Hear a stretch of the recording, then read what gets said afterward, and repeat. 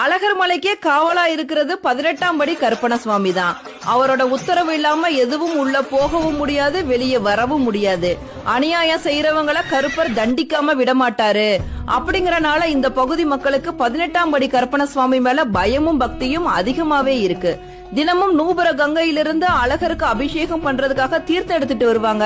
அத 18ஆம் படி கருப்பணசுவாமியோட சந்நிதியில வச்சு இந்த தீர்த்தம் தூய்மையாக கொண்டு வரப்பட்டது அப்படின்னு பிரமாணம் பண்ணிட்டு தான் கோவிலுக்குள்ளேயே எடுத்துட்டு போவாங்க. அரங்கன் சொத்து அழகர் அங்க வடிவுக்கும் காணாது அப்படிங்கிற பழமொழி இருக்கு. அந்த அளவுக்கு அதிகமான நகைகள் அழகருக்கு இருக்கு. மதுரை சித்திர திருவிழாக்காக அழகர் வெளியே போறப்ப என்னென்ன நகைகளை அணிந்து கொண்டு போறாரு அப்படிங்கிற பட்டியல 18ஆம் படி கருப்பணசுவாமி முன்னாடி வாசிச்சுட்டு தான் போவாங்க. அதே மாதிரி திரும்ப வரப்ப எல்லா நகைகளும் சரியாக இருக்கிறதா அப்படிங்கறதையும் கருப்பணசுவாமி கிட்ட உறுதி செஞ்சுட்டு தான் கோவிலுக்குள்ளேயே போவாங்க.